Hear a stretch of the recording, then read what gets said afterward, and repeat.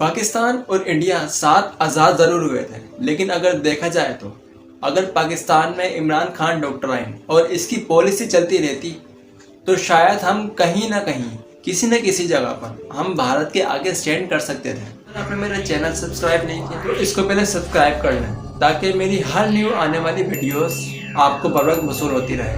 مگر اب ایسا نہیں ہو سکتا، کیونکہ اب جس طرح بھارت ترقی کی ریس میں دنیا کو بیٹ کر رہا ہے، آپ اس کا اندازہ بھی نہیں لگا سکتے۔ یہ اور بات ہے کہ ہم اس ریس میں کبھی شامل ہی نہیں ہوئے۔ یہ تو اللہ کی بہت بڑی کرم نوازی ہے کہ ہم 1998 میں نیوکلیر پاور بن گئے، ورنہ آج اس ملک کا دنیا کے نقشے میں کوئی نام و نشان نہیں ہوتا۔ اس میں کوئی شک نہیں کہ انڈیا کی آبادی 1 ارب 25 کروڑ ہے اور دنیا ان سے اپنے تعلقات خراب کرتے ہوئے بھی 100 مرتبہ سوچے گی، کیونکہ ظاہر ہے انڈیا کی مارکیٹ بڑی ہے۔ کیونکہ سب کو کہیں نہ کہیں یہ ڈر لگا رہتا ہے کہ ہماری بھارت میں ایکسپورٹ بند نہ ہو جائے۔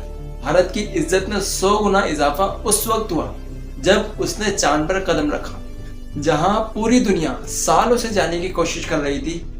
کیا چائنا، کیا رشیا، کیا امریکہ اور ترقی یافتہ ممالک اپنی اپنی سافٹ لینڈنگ کروانے میں ناکام ثابت ہوئی، تو وہیں بھارت ان سب پر سبقت لے گیا۔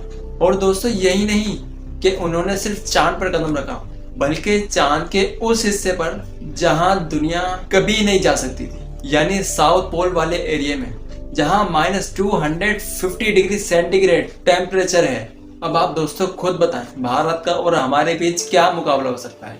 ہم تو ظاہر ہے ان سے 100 سال پیچھے ہوئے نا، اور اب یہ دنیا بھارت کی محتاج ہے، کیونکہ اب بھارت کے پاس وہ انفارمیشن ہوگی مون سے ریلیٹڈ کہ آپ سوچ بھی نہیں سکتے کہ چاند پر کون کون سی گیسز ہیں، کون کون سے منرلز ہیں، وہاں پانی موجود ہے یا نہیں، یا وہاں پر زندگی کا آثار موجود ہیں یا نہیں۔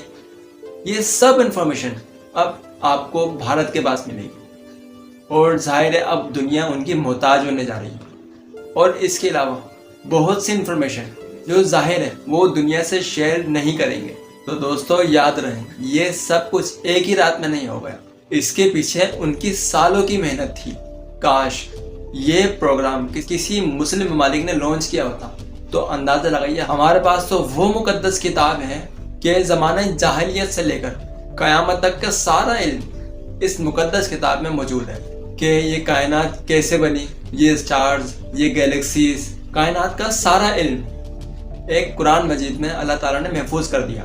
سورہ رحمان کی ایک آیت جس کا ترجمہ یہ ہے کہ ایک گروہ ہے جن و انس، اگر تمہیں قدرت ہو کہ اس زمین و آسمان کے کناروں سے نکل جاؤ تو نکل جاؤ، ورنہ تم زور کے سوا نکل سکنے ہی کہ نہیں۔ یہ زور کیا ہے؟ کس چیز کا زور؟ چلیں اسے ایک ایگزامپل سے سمجھتے ہیں۔ جب آپ کوئی چیز ہوا میں پھینکتے ہو تو ظاہر ہے اس کے لیے فورس کی ضرورت ہوتی ہے، تو سیم اسی طرح جب ہم کوئی پروگرام لانچ کرتے ہیں تو ہمیں اس کے لیے بہت فورس کی ضرورت ہوتی ہے۔ جس پروگرام میں جتنی فورس کی صلاحیت ہوگی وہ اتنا ہی کائنات کو ڈسکور کرے گا۔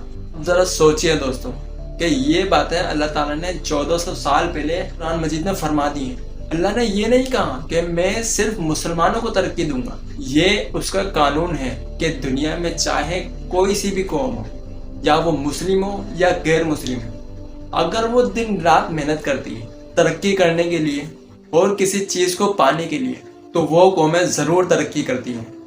مگر ہم پتہ نہیں کب اپنی سروائیول کی جنگ سے آزاد ہوں گے اور ترقی کی ریس میں قدم رکھیں گے۔ دوستو کیسی لگی ویڈیو؟ آئی ہوپ کہ آپ کو یہ ویڈیو پسند آئی۔